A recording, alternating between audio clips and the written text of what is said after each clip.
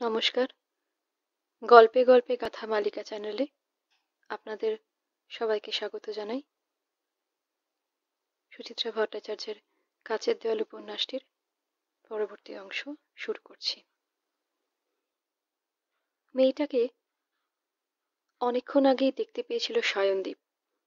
Medical কলেজের উল্টো ফুটপাত ধরে অন্যমনস্কভাবে হাঁটছে। এত অন্যমনস্ক যে আচমকা কেউ সামনে এসে পড়লে স্থির দাঁড়িয়ে পড়ছে, ঠিক করতে পারছে না কোন পাশে সরে জায়গা করে দেবে সামনের পথচারীকে। দুহাত বুকের কাছে জড়ো, হালকা নীল শৌখিন শাল আষ্টে পৃষ্ঠে জড়ানো। শালের নিচ দিয়ে কাঁধ থেকে ঝোলা ব্যাগ প্রায় কামিজের ঝুল বরাবর নেমে এসেছে, দুলছে হাঁটার তালে তালে। প্রত্যেকটি মানুষেরই হাঁটার নিজস্ব ছন্দ আছে, চরিত্র। বৃষ্টিকে পাশ কাটিয়ে এইমাত্র যে মেয়েটি ভিড়ের মাঝখান দিয়ে অদ্ভুত ক্ষিপ্রতায় এগিয়ে চলে গেল, তাকে দেখেই বোঝা যায় সমস্ত রকম প্রতিকূল পরিস্থিতি সে কাটিয়ে চলে যেতে পারবে। কিন্তু এই মেয়েটা কেমন? মেডিকেল কলেজের সামনে এসে মেয়েটা থমকে দাঁড়িয়ে পড়েছে। রাস্তার মাঝখানে বড়সড় একটা ভিড়। ভিড়ের কেন্দ্রবিন্দুতে দাঁড়িয়ে এক দেহাতি বউ হাউ হাউ করে কাঁদছে আর দুর্বোধ্য ভাষায় হাসপাতালের দিকে আঙুল দেখিয়ে কিছু বলতে চাইছে। মাঝে মাঝে কপাল চাপড়াতে চাপড়াতে আকাশের দিকে তাকাচ্ছে। সন্ধ্যের দিকে এমনিতেই এই অঞ্চলে বেজায় ভিড় থাকে। টুকটাক উপলক্ষ এসে গেলে আরো বেশি ভিড় জমে যায়, যেন দল বেঁধে সব চিড়িয়াখানায় মজা দেখছে। হাসপাতালই এ শহরের শ্রেষ্ঠ চিড়িয়াখানা। মোড়ের ট্রাফিক পুলিশটা বেশ কয়েক মিনিট পর এগিয়ে এলো। কি হচ্ছে কি এখানে? রাস্তা জ্যাম করে ঝামেলা, হল্লা করতে হয়, ফুটপাতে যাও। এক এক করে লোক সরতে শুরু করেছে। মেয়েটাও হাঁটতে শুরু করেছিল। সেই সময় চোখাচোখি হয়ে গেল সায়নদীপের সঙ্গে। মাঝে মাঝে মেয়েটাকে এখানে ওখানে চোখে পড়ে যায় সায়নদীপের। আলাপের পর দু একবার দূর থেকে দেখে হাতও নেড়েছে। মুখে হাসির আভাস ফুটলেও কাছে যেতেই মেয়েটা বদলে গেছে। সায়নকে এগোতে দেখলেই রোদ চশমার আড়ালে লুকিয়ে ফেলেছে নিজেকে। কোনোদিন সায়ন বলেছে, হাই, কলেজ? মেয়েটা হয়তো মুখ ঘুরিয়ে বাস আসছে কিনা দেখার চেষ্টা করেছে, কিংবা এক মনে তাকিয়ে থেকেছে বিজ্ঞাপনের হোর্ডিং এর দিকে। তুমি কি আমার সঙ্গে কথা বলা পছন্দ করছো না? বৃষ্টির মুখে স্পষ্ট অসন্তোষ। আবার কোনোদিন নিজেই যেচে ডেকেছে সায়নকে। জাসুসের মতো আমার পেছন পেছন ঘোরো কেন বলো তো? কি মতলব তোমার? মতলবের কি আছে? খেলার পর ওপাড়ায় আমরা দল বেঁধে শরবত খেতে যাই, তখনই তোমাকে 2-4 দিন চোখে পড়েছিল, তাই ভেবেছিলাম বলে তোমাকে চমকে দিই। ঢপ মেরো না, ডেফিনেটলি এ তোমার রোমিও কোচের টিপস। সায়ন এসব কথায় ভারী অসহায় বোধ করে। কখনো বা বৃষ্টি আরো কাছে এগিয়ে আসে। তোমার হেভি কৌতূহল না আমার সম্পর্কে? সায়ন থতমত। কৌতূহলী বেড়ালের কি হয়েছিল জানো? নত। নেক্সট দিন কথা বলার আগে জেনে আসবে। সেই মেয়েটাই অবাক চোখে দেখছে সায়নকে। সায়ন যেচে কথা বলবে কিনা ভাবল। আজ তার মা সঙ্গে রয়েছে, যদি মেয়েটা মার সামনে উল্টোপাল্টা কিছু বলে দেয়। বৃষ্টি নিজেই এগিয়ে এলো। তুমি এদিকেও? সায়ন চোখের ইশারায় দেখালো মা। মা সামান্য তফাতে দাঁড়িয়ে ছোট মামিমার সঙ্গে কথা বলছে। জিজ্ঞাসা করবে না ভেবেও সায়ন প্রশ্ন করে ফেলল, কলেজ থেকে? বৃষ্টি ঘাড় নাড়ল। এত দেরি? 6টা তো প্রায় বাজে। খেলা করছিলাম, ডাঙ্গুলি। বৃষ্টি ঠোঁট টিপে হাসল, বলেই সচেতন হয়েছে। তোমরা এখানে কেন? হসপিটালে? আজ সকালে আমার এক মামার সেরিব্রাল হয়েছে। সায়নের মামিমা হাসপাতালের ভেতরে চলে গেলেন। করবী ছেলের দিকে এগিয়ে আসছে। বৃষ্টিকে দেখে থমকালো সামান্য। সায়ন বলল, মা, একে চেনো তো? আমাদের পাড়ার বৃষ্টি। টিপটিপ করে পড়া নয়, মুষলধারে পড়া। করবী মৃদু হাসল। চিনব না কেন, দেখেছি তো ওকে। তুমি কি এত দূরে কলেজে আসো? হুম। বৃষ্টি চকিতে ভদ্র সভ্য। আপনার ভাই এখন কেমন আছেন? ভাই না, মামাতো দাদা। 72 ঘন্টা না গেলে বলছে কিছু নাকি বোঝা যাবে না। তোর কিরকম মনে হলো রে বুবলু? মনে তো হলো মার্জিনালি বেটার। কিছুটা ব্লিডিং হয়ে গেছে তো, তবে বাঁ দিকটা বোধহয়। আমার থেকে মাত্র 4 বছরের বড়। ভীষণ মারতো আমাকে ছোটবেলায়। এখন কি অসহায় শিশুর মতো অবস্থা। করবীর স্বরে বিষণ্ণতা। সায়ন বৃষ্টি নিশ্চুপ। মিনিট খানেক পর বৃষ্টি বলল, আমি চলি, আপনারা ব্যস্ত রয়েছেন। না না, আমরাও ফিরবো এখন। তুমিও তো বাড়ি ফিরছ, চলো আমাদের সঙ্গে। সায়ন লক্ষ্য করল মার কথায় বৃষ্টি বেশ সংকুচিত হয়ে পড়েছে। দেখেই বোঝা যায় এক্ষুনি বাড়ি ফেরার তার একটুও ইচ্ছে নেই। এই বুবলু, একটা ট্যাক্সি দেখ না। সায়ন বৃষ্টিকে আর চোখে আর এক প্রস্থ দেখে নিল। তোমরা দাঁড়াও, আমি এমার্জেন্সির সামনে থেকে ধরে আনছি। ড্রাইভারের পাশের সিট থেকে সায়ন ঘাড় ঘুরিয়ে বৃষ্টিকে প্রশ্ন করল, তোমার অন্য কোথাও যাওয়ার ছিল কি? তেমন কিছু না, এক বন্ধুর বাড়ি যাবো ভাবছিলাম। কোন দিকে? পথে পড়বে? তাহলে নামিয়ে দিতে পারি। না, সে অন্যদিকে, লেক গার্ডেন্সে। ও। সায়ন হালকা নিঃশ্বাস ছাড়ল। তোমার মামার সঙ্গে আলাপ হলো সেদিন। বারান্দায় বসেছিলেন, পিকলু কান্নানকে ডেকে কথা বলছিলেন তখন। নিমেষের আলোয় সায়নদীপ দেখল বৃষ্টির মুখে বাঁকা হাসি, যেন জানতে চাইছে ছেলেটা এবার কি এক পা এক পা করে এগোচ্ছে তার বাড়ির দিকে। হালকা গলায় জিজ্ঞাসা করে উঠল, তোমার প্র্যাকটিস কি বন্ধ এখন? দৌড় টৌড় চলছে না? সায়ন হেসে ফেলল। কেন, তুমি বুঝি আর ভোরবেলা ওঠো না? আমি এখন একদিন করে পার্কে দৌড়ই, শনিবার, তাও খেলা না থাকলে। ওই ব্যাগ নিয়েই? না, এমনি। ওটা সিজনের প্রথম দিক ছিল। মিড সিজনে এখন হালকা কিছু ব্যায়াম, প্র্যাকটিস, দৌড়ঝাঁপ, ব্যাস। করবী এতক্ষণ জানলার বাইরে চুপচাপ তাকিয়েছিল। অনেকক্ষণ পর কথা বলল, তোমার মাই তো বিখ্যাত শিল্পী জয়া রায় না? হুম। সেদিন কি একটা কাগজে তোমার মার ইন্টারভিউ দেখছিলাম। কি গুণী তোমার মা। বৃষ্টি ঝট করে জানলার দিকে ঘাড় ঘুরিয়ে নিল। সায়ন বুঝতে পারল এই আলোচনা ঠিক পছন্দ করছে না মেয়েটা। সোজা হয়ে বসল সায়ন। বৃষ্টির মায়ের মুখটা মনে পড়ল তার। সায়নের মার সঙ্গে কতই বা তফাৎ হবে বয়সের, নিশ্চয়ই 40-45 হবেন। তবু এখনো মুখ কত মসৃণ, চকচকে, কমনীয়। সে তুলনায় তার মার মুখে অনেক বেশি ক্লান্তির ছাপ। চোখের নিচে ঘন কালি, কপালের দিকে চুল, সবই প্রায় সাদা। রেয়ার ভিউ মিররে মাকে দেখার চেষ্টা করছিল সায়ন। ঝাপসা। কি তাড়াতাড়ি বুড়িয়ে গেল মা, মাত্র 7 বছরের মধ্যে। বুড়িয়ে গেল না ফুরিয়ে গেল? ফুরিয়েই গেল। ভয়ঙ্কর দুর্যোগের আঘাতে এভাবেই বোধহয় সম্পূর্ণ ধ্বংস হয়ে যায় কেউ কেউ। আবার অনেকে দুর্যোগ থেকে শিক্ষা নিয়েই নতুন করে মাথা তুলে দাঁড়ানোর চেষ্টা করে। বালির ঝড়ের ভয়ে আতঙ্কিত মরুভূমির ইঁদুরের মতো তারা গর্ত খুঁড়ে মাটির তলায় ঢুকে নিরাপত্তা খোঁজে না। উটের মতো কষ্ট সহিষ্ণু হতে শেখে, পরিশ্রমীও। বাবার মৃত্যুর পর সায়ন তিলে তিলে নিজেকে নিজের মতো করে গড়ে তুলছে। গোটা দিনটাকেই নিয়মের ছন্দে বেঁধে রাখে সে।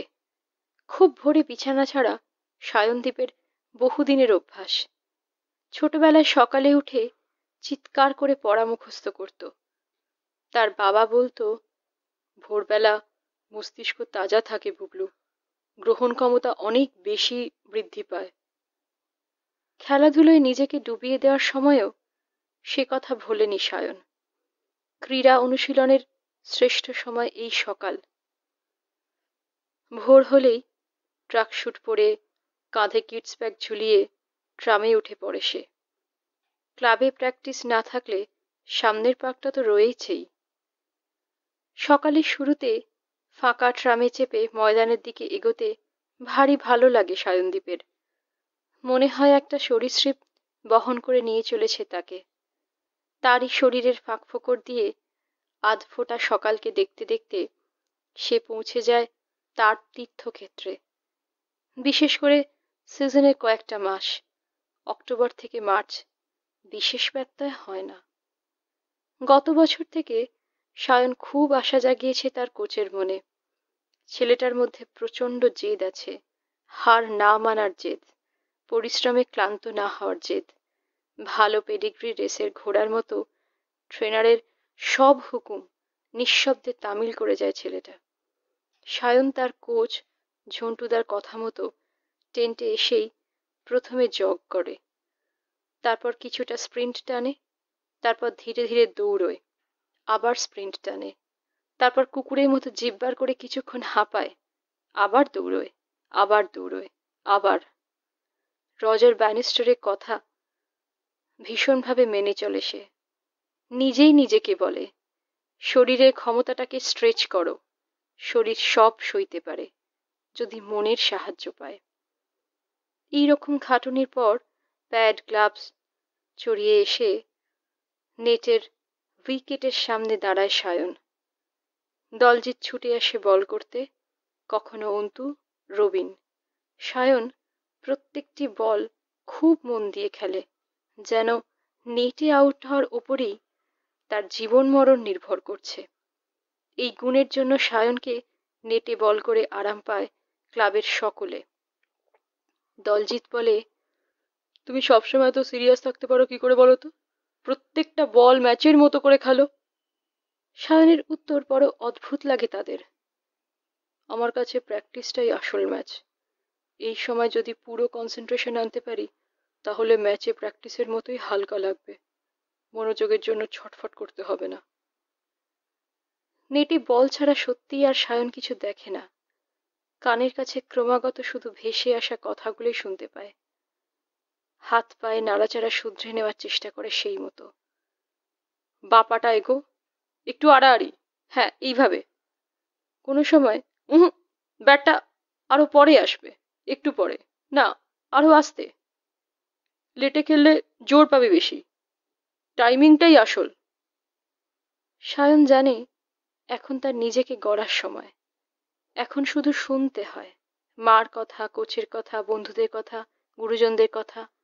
শেষ পর্যন্ত কোন কথাতে সে অন্তরে রাখবে সেটা সে ঠিক করবে, কিন্তু মন দিয়ে শোনাটা বড় জরুরি। প্র্যাকটিস শেষ হলে পেটের মধ্যে খিদেটা চনচন করে ওঠে। সায়ন তখন তাদের লনের সামনে এসে প্যাড খুলতে খুলতে চেঁচায়, শম্ভুদা। ক্যান্টিনের মালিক শম্ভু হাঁক শুনলেই কাঁচা পাউরুটিতে মাখন মাখাতে আরম্ভ করে। ক্যান্টিনের ছেলেটা এসে স্টু পাউরুটি রেখে যায় সামনে। মোহন, দলজিৎ, রবিন মাঝে মাঝেই চোখ টিপে তাদের ক্লাবের ক্রিকেট সেক্রেটারি গোপালদাকে। গোপালও তাদের তালে তাল মিলিয়ে ঠাট্টা করে ওঠেন, কি চাষারে হ্যাবিট রে তোর, স্টুতে কাঁচা রুটি ডুবিয়ে ডুবিয়ে খাস, তুই তো নাম করে গেলে মুড়ি দিয়ে চ্যাম্পিয়ন খাবি রে। সায়ন হাসে, সবাই কি আর একরকম হয়? যে কোনো একটা ঘাসের মাঠের ওপর দিয়ে গেলেই তার যে মনে হয় কোনো ক্রিকেট পিচের ওপর দিয়ে হাঁটছে, এই অনুভূতি কি অন্যের হয়? ভোরবেলা মা যখন ডেকে দেয় তাকে, তখন ঘুম চোখে বাথরুমের আয়নায় নিজের মুখ দেখতে গিয়ে মনে হয় সে নয়, অন্য একটা লোক আয়নায় দাঁড়িয়ে আছে। তার সাদা সোয়েটারে নীল ভি বর্ডার, মাথার ক্যাপে ন্যাশনাল এমব্লেম। এই প্লেয়ারটাকে আর কেউ দেখতে পায় কি? পরিশ্রমের পর খেয়ে দিয়ে সায়নের শরীরটা বেশ তাজা লাগে। এরপর একে একে ছড়িয়ে ছিটিয়ে যায় ক্লাবের সবাই। কেউ কেউ ঊর্ধ্বশ্বাসে দৌড়য়, বাড়ি গিয়ে তাদের অফিস ছুটতে হবে কিংবা কলেজ। বিকম পাশ করার পর সায়ন আর পড়াশোনা করেনি। তার পড়াশোনার জগৎ ভিন্ন। খেলা না থাকলে প্র্যাকটিস থেকে ফিরে একা একাই সায়ন স্নান খাওয়া সেরে নেয়।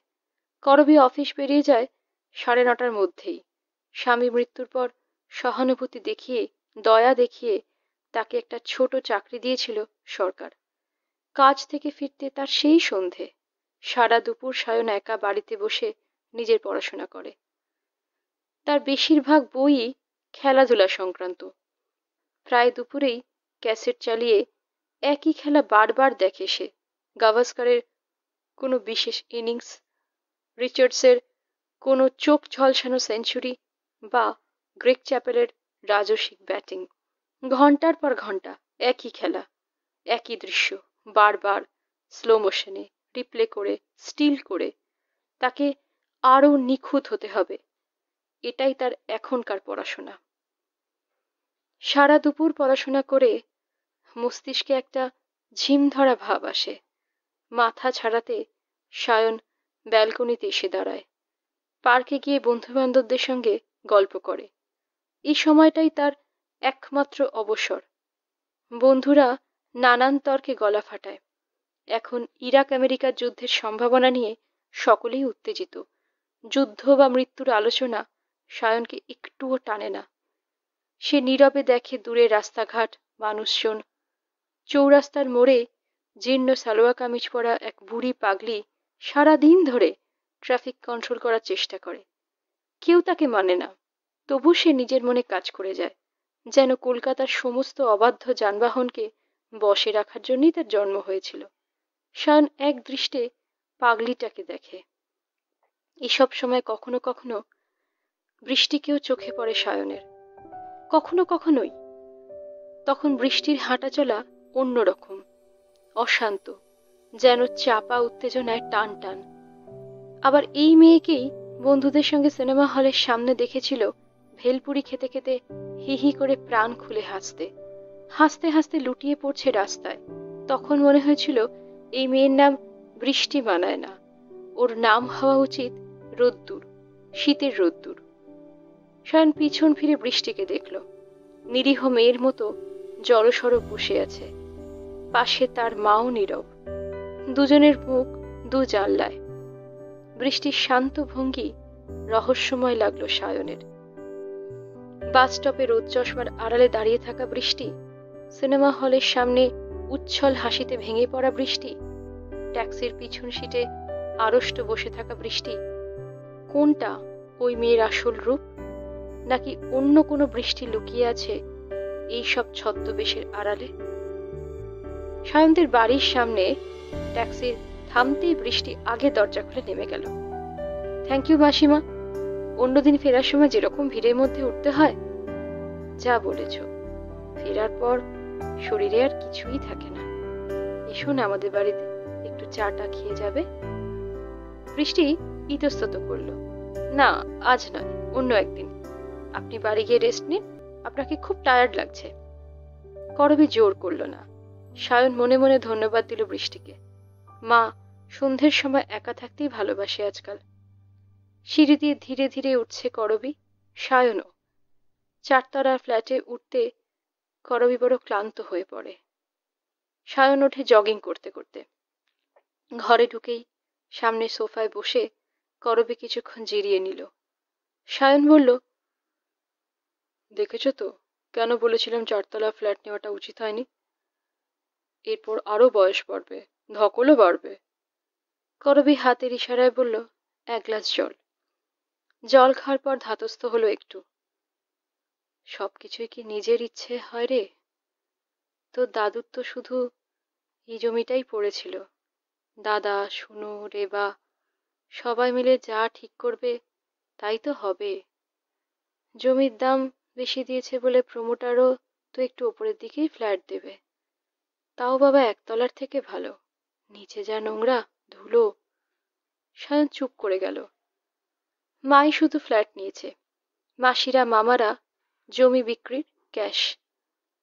তাদের আছে অনেক, এই ধরনের ফ্ল্যাটে তাদের পোষাবেও না। করবী হঠাৎ প্রশ্ন করল, মেয়েটা খুব ঠান্ডা, তাই না? মার কথাটা প্রথমে ঠিক বুঝতে পারল না সায়ন। কোন মেয়েটা?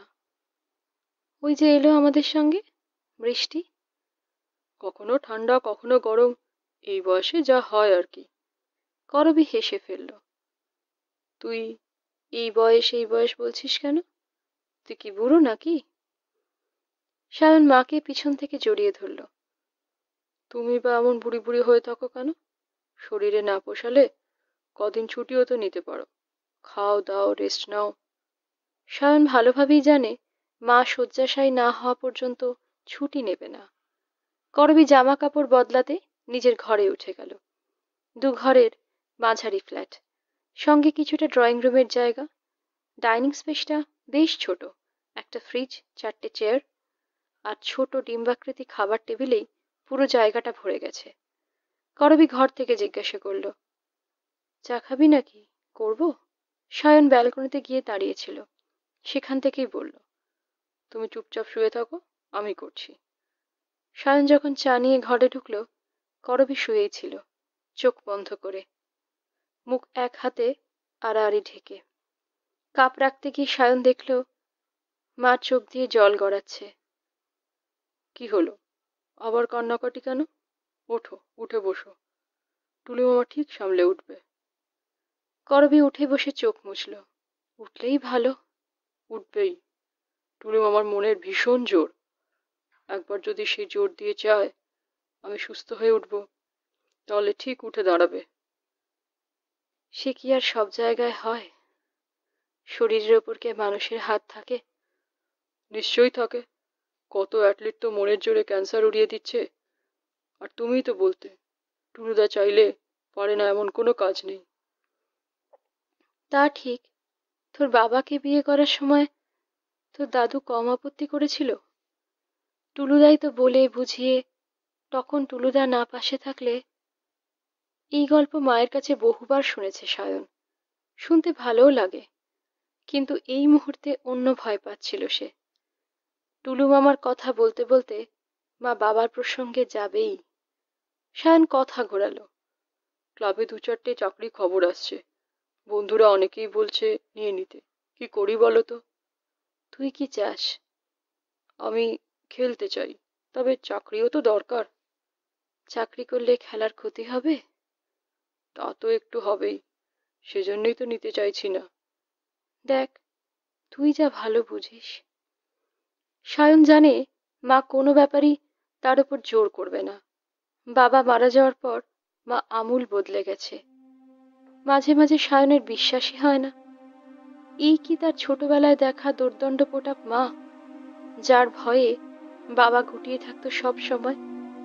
মার জন্য হঠাৎই বড় কষ্ট হলো সায়নের। বুকের ভেতরে একটা শুঁয়োপোকা নড়াচড়া করছে, নড়ছে নড়ছে, নড়েই চলেছে। গভীর অরণ্যে এক সন্ন্যাসী দস্যু রত্নাকরকে বলেছিলেন, ডাকাতি তো করছো, তোমার পাপের ভাগী কে হবে?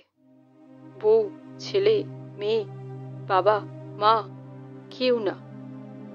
রত্নাকর যাচাই করতে গিয়ে দেখেছিল সেটাই সত্যি। মিথ্যে কথা। পাপের ভাগ সবাইকেই নিতে হয় বইকি। মা, বাবা, স্ত্রী, ছেলে, মেয়ে, এই কথা সায়নের থেকে বেশি আর কে জানে? চোখের সামনে নিজেরই মায়ের অন্তরে যে তীব্র অনুশোচনার দহন দেখছে এই 7 বছর ধরে, সেটা কি পাপের অংশীদারি নয়? পাপ কি কারোর একার? খালি কাপ পিস তুলে নিয়ে সায়ন ঘর থেকে বেরিয়ে যেতে চাইল। পিছন থেকে করবীর স্বর, বুবলু, তুই আমায় নিয়ে চিন্তা করিস না। তুই চাকরি করতে চাইলে চাকরি কর, খেলতে চাস খেল, আমি কোনো মত চাপাবো না। করবী যেন সায়নকে নয়, নিজেকেই শোনাতে চাইছে কথাগুলো। কি বলবে ভেবে পাচ্ছিল না সায়ন। মুহূর্ত পরে করবী হঠাৎই বলে উঠেছে, তোর বাবার মুখটা তোর মনে পড়ে বুবলু? সঙ্গে সঙ্গে সায়নের চোখের সামনে ঘরটা দুলে উঠল।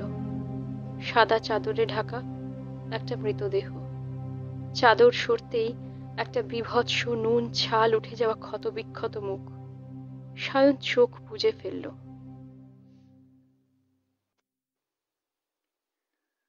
রমিলা থাপারের বইটা ফেরত দিয়ে পারভিনের সঙ্গে লাইব্রেরি থেকে বেরোলো বৃষ্টি।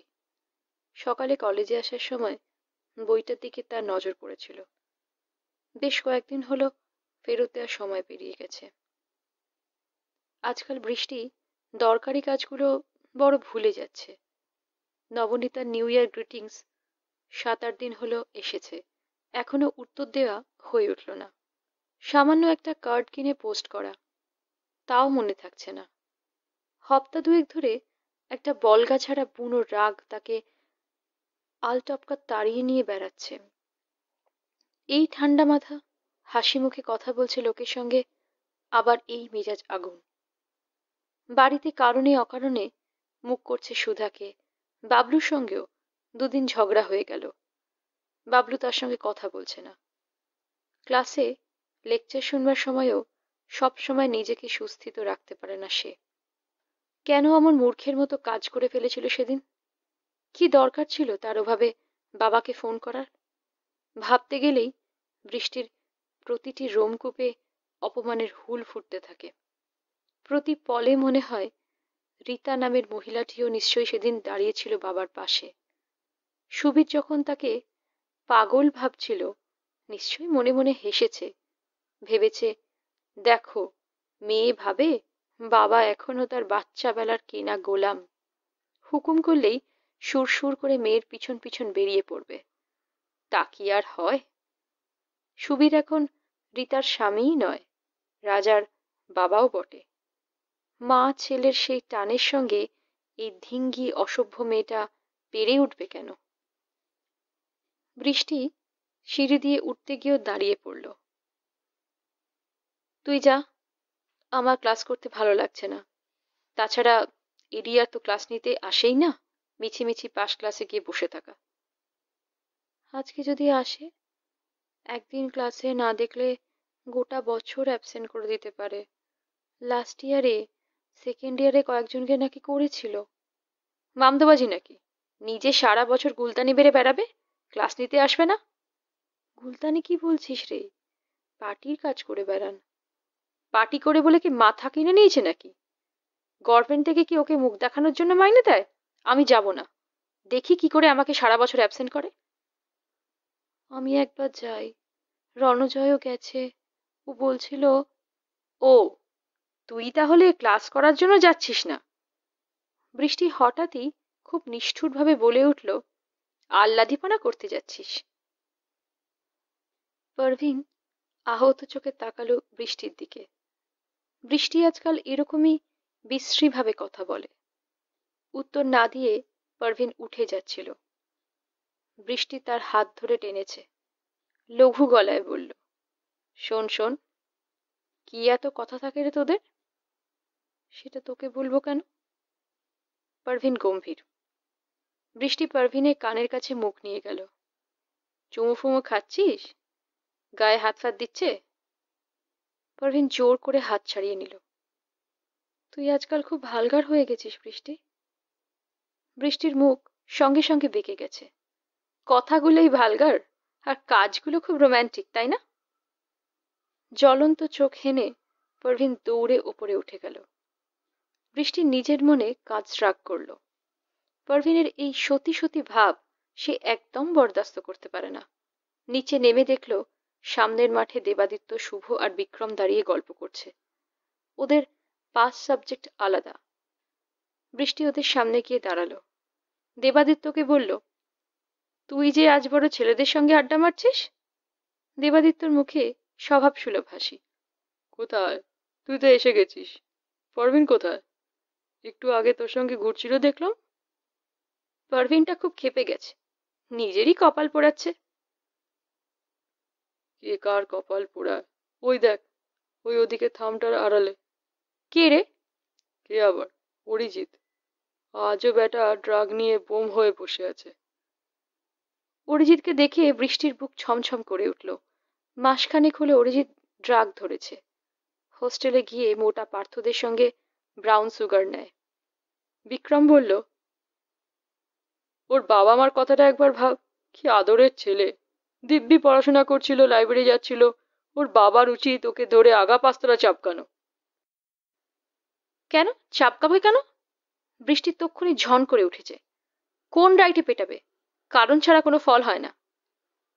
শাল মহুয়ার জঙ্গলে অরিজিৎকে দেখতে পাচ্ছিল বৃষ্টি। কি অপূর্ব ধ্বনিময় কবিতা। শুভ বলল, ঠিক বলেছিস, ওরও তো কোনো মেন্টাল প্রবলেম থাকতে পারে। বিক্রম বিজ্ঞের মতো মুখ করল। মেন্টাল প্রবলেম না কচু, ওসব অজুহাত। আসলে ক্যাপিটালিস্ট ব্লকের দেখা দেখি থার্ড ওয়ার্ল্ড কান্ট্রিগুলো তো এইসব ভাইস ঢুকেছে। থাম তো। শুভ ফস করে সিগারেট ধরালো। লেকচার দিস না। ড্রাগ নেওয়া উচিত নয়, ঠিক আছে, মেনে নিলাম উচিত না। তবে উচিত তো অনেক কিছুই নয়। কটা উচিত হয় না?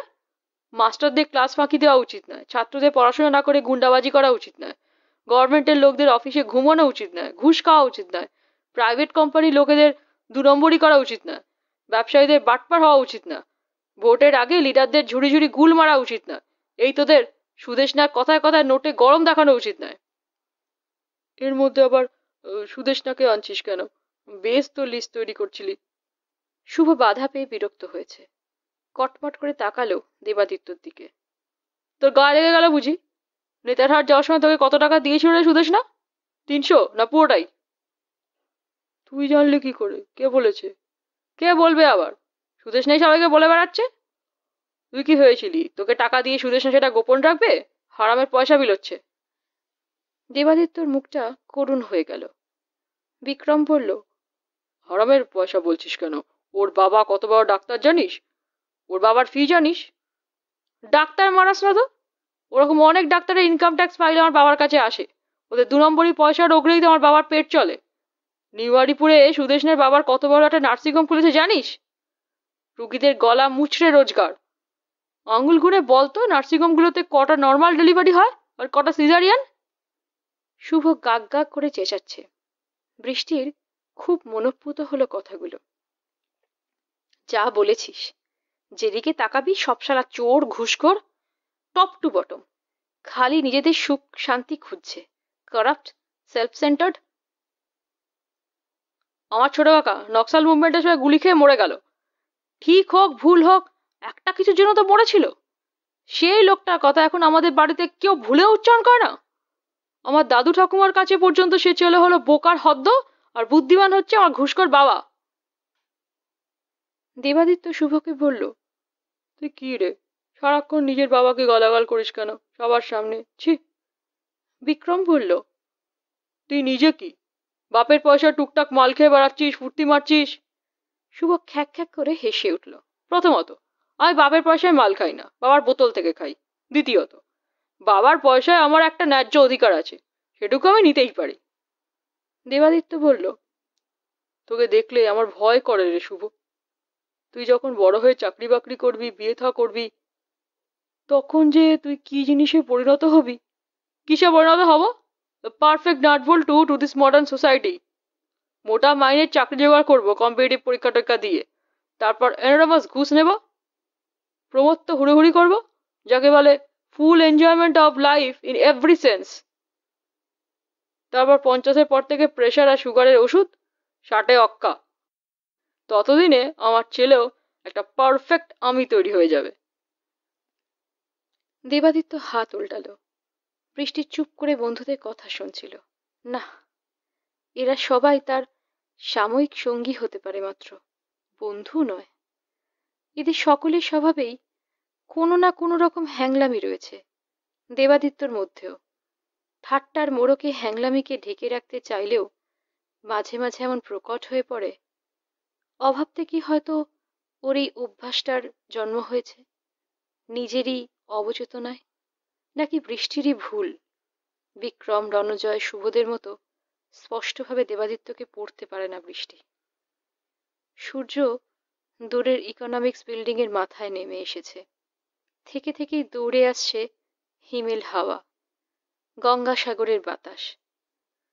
বৃষ্টি ভালো করে গলায় স্কার্ফ জড়িয়ে নিল। পরশু থেকে জোর কাশি হয়েছে। ঘরে ফিরে রাতে ফ্যান চালিয়েছিল।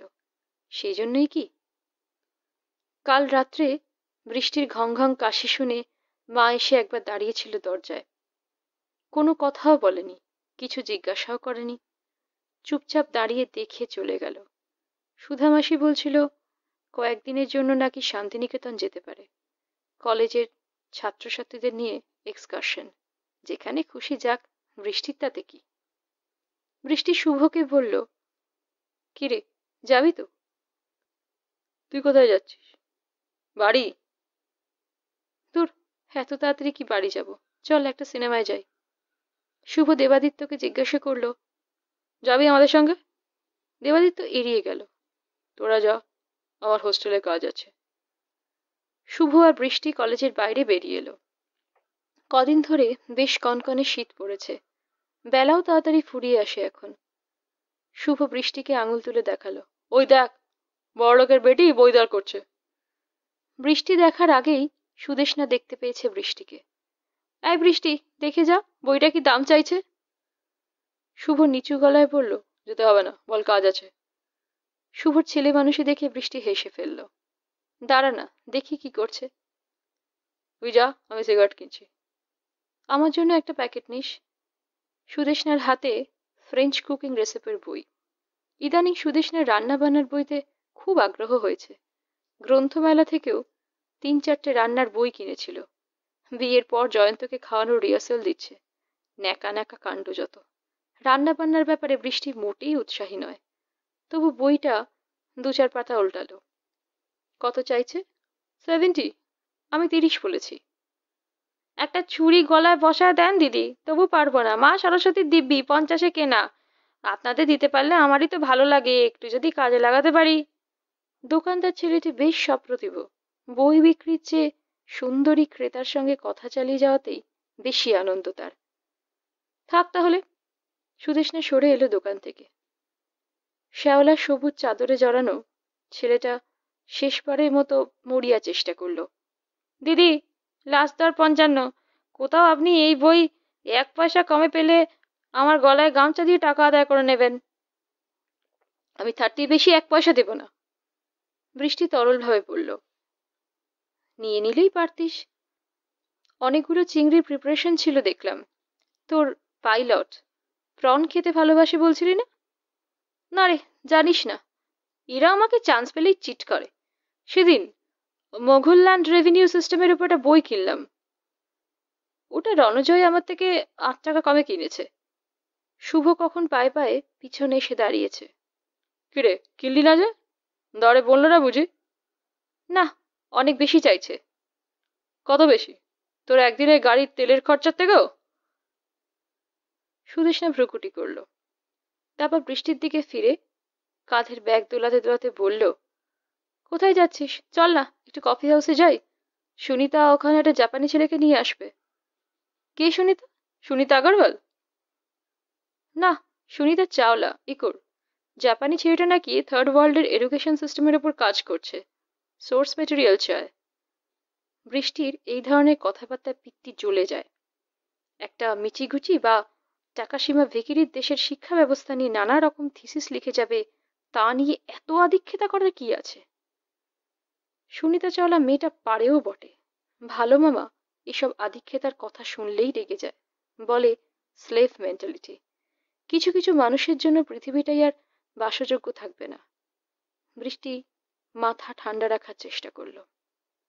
না রে, আমি আর শুভ একটা জায়গায় যাব। সুদেষ্ণার রাস্তা পেরিয়ে যেতে বৃষ্টিরা বউবাজার মোড়ের দিকে এগোলো। শুভ বলল, আজ সিনেমা থাক, চল, তোকে আজ রাজীবদের আড্ডায় নিয়ে যাই। দেখবি কত হই চই হুল্লোড় মস্তি, একটা অন্য লাইফ। ঝাঁ চকচক একটা নতুন বাড়ির দোতলার ফ্ল্যাটের বেল টিপল শুভ। জিন্সের উপর কালো পুলোভার পরা একটা কুচকুচে কালো মেয়ে দরজা খুলেছে। শুভকে দেখেই তার মুখে একগাল হাসি। হাই বিগ ম্যান, 3-4 দিন ডুব কেন? শুভ বৃষ্টিকে দেখালো। মিট বৃষ্টি, আমার classmate, and this is Jinnah, জয়ন্তী সেন। জিন্ডা বলল, হাই। রাজীবদের ফ্ল্যাটে ঢুকেই প্রথমেই চোখে পড়ে ধোঁয়াশা মাখা এক বিশাল হলঘর। এত বিশাল যে বৃষ্টির মনে হলো তাদের গোটা বাড়িটাই বুঝি এই হলে ঢুকে যাবে। ঘর জুড়ে ইতস্তত ছড়িয়ে দামি সোফা সেট, কোণে রঙিন টিভিতে হিন্দি ফিল্মের ক্যাসেট চলছে। তার সামনে ৩-৪ জন ছেলে, গোটা দুয়েক মেয়ে। কেউ সোফায় বসে নেই, সকলেই আরাম করে বসে দেওয়াল জোড়া পুরো কার্পেটের ওপর। দুটো ছেলের হাতে গ্লাস, গ্লাসে পানিও টলটল করছে। বৃষ্টি আর শুভকে দেখে সকলেই ঘুরে তাকালো। হ্যালো! শুভ হাত নাড়ল। জিনটা বৃষ্টিকে বলল, দাঁড়িয়ে রইলে কেন, বসো। সোফায় শুভর পাশে বসে বৃষ্টি বলল, ঘ্যাম ফ্ল্যাট তোরে? কি করেন রাজীবের বাবা? বিজনেস। আমার বাবা ক্লায়েন্ট, এখানে থাকে না, হাওড়া। শুভ বৃষ্টির কানে তথ্য ঢেলে চলেছে। ছেলেই এবারই কেয়ারটেকার, একটা বুড়ো চাকরও থাকে। ভদ্রলোক মাঝে মাঝে ফুর্তি করতে আসে এখানে। আসার আগে রাজীবকে নোটিশ পাঠায়, বেটা আজ তুম কাটো, আজ আমার পালা। অনেক ভিআইপি টিআইপি আসে তখন, সরকারি বেসরকারি, আমলা, মিনিস্টার। আমার বাবাও আসে। খুব নাচা গানা খানা পিনা। বলতে বলতে এক চোখ বন্ধ করে বিচিত্র অর্থপূর্ণ মুদ্রা করল শুভ। পাশের ঘর থেকে এক যুবককে তাদের দিকে আসতে দেখে শুভ কথা থামালো। এই শীতেও ছেলেটা শুধু একটা বুক খোলা টি শার্ট পরে আছে, জিন্সের প্যান্টে অসংখ্য তালি, এক কানে দুল চকচক করছে। ঘরে অনেকের গায়ে যদিও গরম পোশাক নেই, তবু এর পোশাক যেন একটু বেশি বেপরোয়া। বৃষ্টির পাশে এসে নির্দ্বিধায় বসে পড়ল। শুভ বলল, বৃষ্টি, শি ইজ বৃষ্টি রায়। ছেলেটা চকচকে হাসি হাসল। দারুণ নাম তো। আমি জিমি, জিয়ান মুখার্জি। বৃষ্টি আলতো হাসল।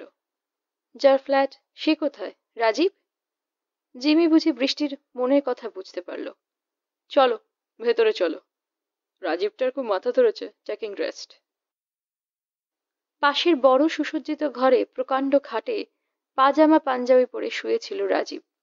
রাজীবের মুখ বেশ কমনীয়, প্রায় মেয়েলি। মুখ দেখে 15-16 বছরের বেশি বলে মনে হয় না। প্রথমে পরিবেশটা অস্বস্তিকর ঠেকলেও ছেলে মেয়েগুলোর আন্তরিকতায় বৃষ্টি কিছুক্ষণের মধ্যেই বেশ সাবলীল হয়ে উঠল। রাজীব ছেলেরা তো এমনভাবে কথা বলছিল যেন বৃষ্টি তার কতদিনের চেনা। ছোট্টখাট্ট মিষ্টি মুখ নিধি কার্লেকার একটা গ্লাস দিতে চাইল বৃষ্টিকে। চলবে? বৃষ্টি বলল, নো থ্যাঙ্কস। চলে না বুঝি? চলে না আবার? শুভ ফুট কাটল। নেতারহাটে গিয়ে এক ওয়াটার বোতল ভর্তি মহুয়া একাই সব করেছে। বৃষ্টি লজ্জা পেল। নেতারহাটে সত্যিই বাড়াবাড়ি হয়ে গিয়েছিল। পরদিন কি কষ্ট!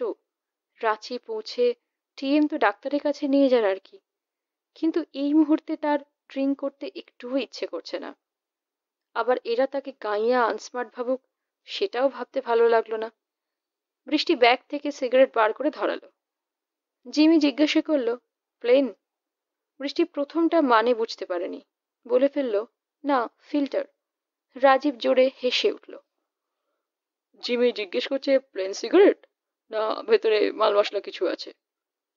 গাঁজা টাজার কথা বলছে নাকি? না না, প্লেন। জিমি একটা সরু সিগারেট বাড়িয়ে দিল। Like to have one? বারবার না বলা যায় না। বৃষ্টি কাঁধ ঝাঁকালো। Sure, why not? প্রথম টানটা দিতেই বুকে সজোরে ধাক্কা। এ ধাক্কা কলেজে প্রথম দিন সিগারেট খাওয়ার ধাক্কার থেকেও অনেক বেশি প্রবল। নিঃশ্বাস বন্ধ করে ধাক্কাটাকে হজম করল বৃষ্টি। ধোঁয়াটাও। দ্বিতীয় টান, তৃতীয় টানে আহ, সব মুছে যাচ্ছে মাথা থেকে, সব। মা বাবা, দুঃখ কষ্ট যন্ত্রণা বিষাদ সব মিলিয়ে গেল মহাশূন্যে। বৃষ্টি আবারও টান দিল। ভাসছে ভাসছে, মহাশূন্যে পাক খেয়ে চলেছে। পৃথিবী নেমে গেল অনেক নিচে। রাজীব, জিমি, জিন্ডা, শুভ, ইন্দ্রজিৎ, নিধি সবাই ভেঙে চুরে দুমড়ে মুচড়ে যাচ্ছে। বোতলের ভূতের মতো দেখাচ্ছে সকলকে। বৃষ্টি খিলখিল করে হেসে উঠল। এই কি সুখ! পরপর কয়েকদিন কলেজ থেকে সোজা রাজীবদের ফ্ল্যাটে হাজির বৃষ্টি। দুদিন তো শুভকে ছাড়াই সন্ধেবেলা একটা সাজানো গোছানো ঘরে এক ঝাঁক ছেলেমেয়ের সঙ্গে দিব্যি সময় কেটে যায়। বিকেলের পর আর কি করি ভাবটা নেই। এই ওর পিছনে লাগছে, ক্রিকেট ফুটবল টেনিস নিয়ে গলা ফাটাচ্ছে কেউ, কেউ রাজনীতি নিয়ে। কোনো ব্যাপারেই কেউ বেশি গভীরে যায় না। পালকের মতো হালকা জীবন, ভাসো, শুধু ভেসে থাকো। তাদের পাড়ার সায়নদীপ ছেলেটা রাম বোকা, খেলা নিয়ে সিরিয়াস, শরীর নিয়ে সিরিয়াস, জীবন নিয়ে সিরিয়াস।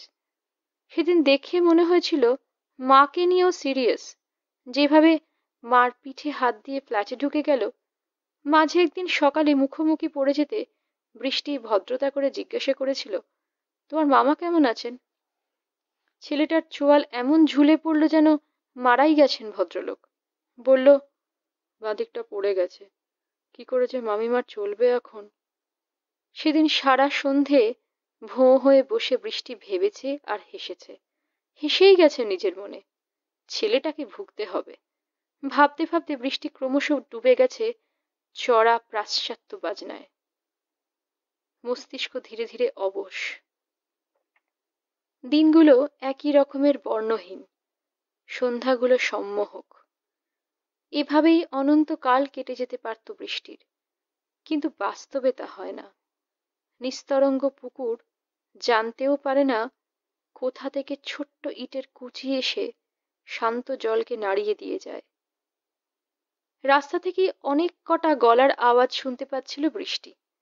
খুনখুনে গলার হাসিটা শুনেও চিনতে পারল শিপ্রা হালদার। শান্তিনিকেতন থেকে ছাত্রছাত্রীদের নিয়ে বেরিয়ে আসার পর বাড়িতে আজ মা আড্ডা বসিয়েছে। বৃষ্টি বাইরে কয়েক সেকেন্ড চুপচাপ দাঁড়িয়ে রইল। ভেতরে ঢুকতে ইচ্ছে করছে না। কদিন ধরেই সামনের পার্কটা আলোয় আলোময়। শীতকালীন হ্যান্ডিক্রাফটসের মেলা বসেছে। ওপাশের টেনিস কোর্টে যথারীতি সান্ধ্র ক্রীড়ার আসর।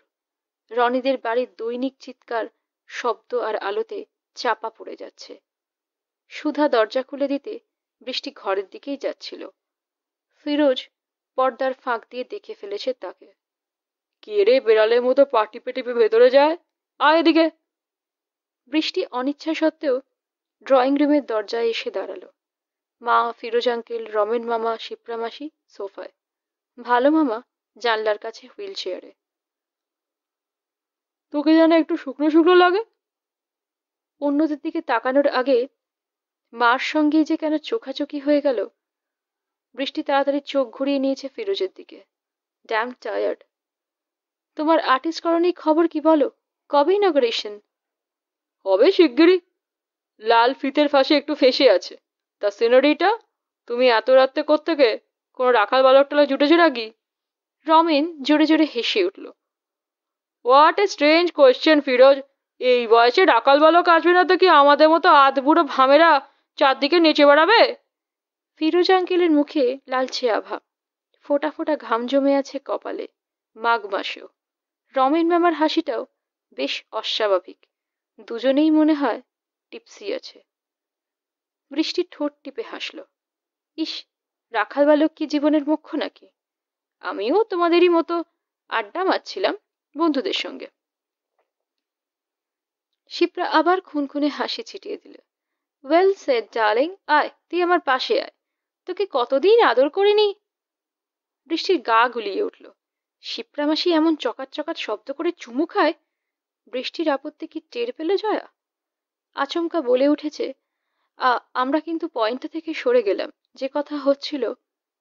ফিরোজ বলল, বস বৃষ্টি, তুইও শোন। তোর মা একটা ভাইটাল প্রশ্ন তুলেছে। ট্র্যাডিশনাল ভ্যালু বলে কিছু থাকবে কি থাকবে না? শিপ্রা অ্যাস্ট্রেতে সিগারেট গুজল। আমার তো মনে হয় ট্র্যাডিশনাল ভ্যালু শব্দটারই কোনো মানে হয় না। মোরালিটির কি কোনো রিজিড ডেফিনিশন থাকতে পারে? বাচ্চা মেয়েটা রয়েছে তাও বলি। ভিক্টোরিয়ান যুগে তো চেয়ার টেবিলের পায়াকে পর্যন্ত কাপড় পরাতো ব্রিটিশরা। এখন তাদের গিয়ে দেখো, হামলে পড়ে সব পিপসো দেখছে। দুনিয়ার যত রকম নষ্টামি সব করছে প্যারিসে গিয়ে। ওদের দেখা দেখে আমাদেরও এই দুমুখোপনা। ফিরোজ সোফায় হেলান দিল। আমি বাবা অত ভ্যালুস মরালিটি বুঝি না। যা করতে মন চায় না সেটাই অন্যায়, অশালীন, ব্যাস। মনই হলো গড, কনসেন্সই আসল, নীতিফিতি বলে কিচ্ছু নেই। বাবলু জানলা থেকে মুখ ঘোরালো। তার মানে একটা সোসাইটির নিজস্ব সংস্কার মূল্যবোধ সব মিথ্যে? রমেন বিশেষ কথা বলছে না। বাবলুর প্রতিটি কথা শুধু ঘাড় নেড়ে নেড়ে সমর্থন করে যাচ্ছে। আহা, মূল্যবোধ কেন মিথ্যে হবে? ফিরোজ সোজা হলো। তবে মূল্যবোধ ভাঙতেই পারে সোসাইটির যে কোনো ক্রাইসিসে। এই এটাই হলো আসল কথা। বাবলু রীতিমতো উত্তেজিত হয়ে পড়েছে। তাহলে আগে খুঁজতে হবে ক্রাইসিসটা কেন এলো, কিভাবে এলো। এখন আমরা এমন একটা অবস্থার মধ্যে দিয়ে যাচ্ছি যেখানে অর্ধেক মানুষই যা বিলিভ করে সেটা করে না। এক ধরনের হিপোক্রেসি। রাইট। দেখো গে যাও, যে বাটা দিনে মার্কসিস্ট, রাত্রে সেই ইন্ডাস্ট্রিয়ালিস্টদের পেয়ালা থেকে মাল খাচ্ছে। মাল খাচ্ছে। 40 বছর আগেও এ দৃশ্য কল্পনা করা যেত? তাদের অনর ভ্যালুস যদি বদলে যেতে পারে, মধ্যবিত্তের মূল্যবোধ ভাঙবে না কেন? চোখের সামনে মানুষ যা দেখে তাতেই রিয়াক্ট করে। শিপ্রা আর একটা সিগারেট ধরালো। এই যে কথা আর কাজের কন্ট্রাডিকশন, এতে ভ্যালুসে ঘা লাগবেই। কিন্তু আমি ভাবছি অন্য কথা। এর থেকে আমাদের পরের জেনারেশন কি শিখছে? আমাদের ছেলেমেয়েরা? গুরুগম্ভীর কথার ঝাপটায় বৃষ্টির মাথা ভারী হয়ে আসছিল। ফুরফুরে মেজাজটা থিতিয়ে আসছে। তার উপস্থিতি নিয়ে এরা কেউই তেমন আর সচেতন নয়। ফিরোজ বলল, মাইরি, তোরা বিশ্বাস করবি না, সেদিন ভোরবেলা আমাদের বাড়িতে এক মহিলা এসে উপস্থিত। বছর 50 বয়সেও চেহারা দিব্যি চেক নাই। রমেন প্রশ্ন করল, রেণুকা কাপাডিয়া? খুব ফর্সা? না না, মিসেস কাপাডিয়াকে আমি চিনি। তার ওরকম কুড়ি কুড়ি হাব ভাব নেই। বলে কি না ছবি দিন, নতুন গ্যালারি খুলছি, এক্সিবিশন করব। আমি তো হাঁ, চিনি না, জানি না। তুমি কি বললে? বললাম, আপনি জানলেন কি করে এ বাড়িতে একটা আঁকিয়ে থাকে? উত্তর শুনে আরো তাজ্জব। বলে, খাম্বাজ গ্যালারির মিসেস জিন্দাল নাকি ওকে বলেছে ফিরোজ আনোয়ার নামে একটা লোক ছবি টবি আঁকে, বেড়ার বাজার দর নাকি বেশ ভালো। জয়া বলল, মনে হচ্ছে লক্ষ্মী সুব্রমণিয়াম থিয়েটার রোডে নতুন গ্যালারি খুলেছে। লক্ষ্মী সরস্বতী বুঝি না, মহিলা না হলে আমি নির্ঘাত দোতলা থেকে ফেলে দিতাম। আটকে তোরা কোন পর্যায়ে নামিয়ে নিয়ে যাচ্ছিস ভাব। স্রেফ commodity, nothing more than snow powder. Jaya বলল, এটা তুই ঠিক বলছিস না। সর্বত্রই এই জিনিস চলে। তুই ছবি আঁকতে পারিস, সে করছে তার বিজনেস, দোষটা কোথায়? দোষ তাদের বলছি না তো, দোষ আমাদের। যেভাবে ফরমাস আসছে। আচ্ছা তুই বল না, এই যে তুই ফরমাইশি কৃষ্ণ রাধা এঁকে যাস, এসব আঁকতে তোর নিজের ভালো লাগে? না লাগার কি আছে? আর্ট ইজ আর্ট, বিক্রি হলেও না হলেও। ফিরোজ লম্বা নিঃশ্বাস ফেলল। তুই অনেক বদলে গেছিস জয়া। একটা কথাতেই ঘরের আবহাওয়া ভারী হয়ে গেল। বৃষ্টির এতক্ষণে মজা লাগছিল। ফিরোজ আঙ্কেল ভালো টাইট দিয়েছে মাকে। মা ঘুম। টুক করে দরজা থেকে সরে গেল বৃষ্টি। সুধা রান্নাঘর থেকে ডাকলো, তুমি কি এখন খেয়ে নেবে, না পরে সবার সঙ্গে? বৃষ্টির খিদে পাচ্ছিল। বলল, আমাকে এখনই দিয়ে দাও। ঘরে ফিরে সালোয়ার কামিজ ছেড়ে নাইটি পরে নিল। আজকাল নিজের ঘরে ঢুকলেই শরীরে তার এক ধরনের কষ্ট হয়, বুকে যেন দম আটকানো অনুভূতি। এই সময় ঘরে বসে টানা দুখানা সিগারেট খেয়ে মানসিক স্থিরতা নিয়ে আসে সে। আজ মনটা তত ভার ভার নেই। সিগারেট ধরালো না। নিজের মনে সুর ভাজতে ভাজতে খাবার টেবিলে এলো। সুধা খাবার দিয়ে দিয়েছে। বৃষ্টির চামচে করে ফ্রাইড রাইস মুখে তুলছিল। সুধা এসে দাঁড়ালো। তোমার একটা ফোন এসেছিল। কার ফোন? নাম বলেনি। মেয়ে ছেলের গলা। খালি জিজ্ঞাসা করলো তুমি বাড়ি আছো কিনা। নেই শুনেই রেখে দিল। উফ, এই মেয়ে ছেলে শব্দটা কিছুতেই সুধা মাসির জিভ থেকে সরানো গেল না। কটার সময় করেছিল? 4:30 হবে। টিভিতে বাংলা খবর চলছিল তখন। কে ফোন করতে পারে? মীনাক্ষী কদিন ধরে কলেজে আসছে না, কিন্তু মীনাক্ষীদের বাড়িতে তো ফোন নেই। হঠাৎই স্নায়ুতে বিদ্যুৎ ঝিলিক। আজ 25শে জানুয়ারি না, বাবার জন্মদিন। সেদিন ফোনে কথা কাটাকাটি করার পর একবারও বৃষ্টি বাবাকে ফোন করেনি। শনি রবিবারে দেখাও করতে যায়নি। বাবার ফোন এলেও ধরেনি পারতপক্ষে। বাবা কি রিতাকে দিয়ে ফোন করিয়েছিল? বৃষ্টি ঝটপট খাওয়া শেষ করে ডায়াল ঘোরালো। হ্যাপি বার্থডে বাবা। সরি, লেট হয়ে গেল। সুবীরের গলায় প্রচ্ছন্ন অভিমান। Better late than never. কেমন আছিস? ভালো, ফাইন। তোমার শরীর কেমন? ঠিক আছে। By the by, Rita aunty কি আমাকে ফোন করেছিল? তা তো জানি না, দেখছি জিজ্ঞাসা করে। রিসিভার ধরেই বাবা রীতাকে ডাকাডাকি করছে। ভাষা ভাষা মেয়েলি গলা শোনা গেল, কথা বোঝা যাচ্ছে না। ড্রয়িং রুমে এত জোরে জোরে হাসছে সবাই। ভালো মামাও। ভালো মামা এখনো এত জোরে হাসতে পারে? রবিবার অকারণেই কি চিল্লান চিল্লালো। এক দৃষ্টে অ্যাকোরিয়ামের মাছ দেখছিল ভালো মামা। একটা অ্যাঞ্জেল অবিকল মার মতো নিস্পৃহ মুখে গোমরা মুখ রেডসোট তেলের দিকে তাকিয়ে। কিছু রাখার ভাসমান পাত্র প্রায় খালি। জলে অনর্গল বুদবুদ, টিভি বোবা। বৃষ্টি গায়ে পড়ে ভাব জমানোর চেষ্টা করতে গিয়েছিল। তোমার আজ রুটিন ব্রেক? অ্যাকোরিয়াম তো তুমি দুপুরে দেখো। বাবলুর চোখের পাতা পড়েনি। টিভি চালিয়ে দেব? সাদ্দাম হোসেনের খবর নেবে না? একদম ফাজলামি মারবে না। বাবলু আচমকা ফেটে পড়েছিল। টিভিটা কাল থেকে খারাপ হয়ে পড়ে আছে, সে হুঁশ কারোর আছে? একজন শান্তিনিকেতনে গিয়ে মজা করছেন আর একজন বাড়িতেই থাকেন না। ড্রয়িং রুমে গিয়ে দেখছো না কেন? ন্যাকামো হচ্ছে, জানো না আমি কালার টিভি দেখি না? সুধা মাসিকে বললেই পারতে, মনোহর পুকুরের দোকানটা খবর দিয়ে আসতো। কেন সব কথা বলতে হবে কেন? আক্কেল নেই কারণ? সবাই যে যার মতো আরামে রয়েছে, কারোর তো কোনো সুখের অভাব দেখি না, শুধু আমার ব্যাপারেই। বাবা নয়, রীতা কথা বলছে ফোনে। হ্যালো বৃষ্টি। হ্যাঁ, আমি ফোন করেছিলাম। বৃষ্টির চোয়াল শক্ত হয়ে গেল। তুমি তো প্রতি বছরই এদিন বাবার কাছে আসো, এবার কোনো খোঁজ খবর নেই। ভাবলাম তোমার শরীর টরীর খারাপ হলো কিনা। তোমার বাবা সারাদিন ধরে তোমার জন্য ছটফট করছে, মুখে কিছু বলছে না। বৃষ্টি দড়াম করে রিসিভার নামিয়ে রাখলো। ঝরঝরে মেজাজ নিমেষে বিস্বাদ হয়ে গেছে। ওই মহিলার ন্যাকাপনা এবার বন্ধ করতে হবে। বৃষ্টি ঘরে এসে সশব্দে দরজা বন্ধ করলো। সিগারেট ধরালো একটা। সুধা ঠিকই বলেছে, মেয়ে ছেলে। মেয়ে ছেলেই তো। মেয়ে ছেলে মেয়ে ছেলে মেয়ে ছেলে।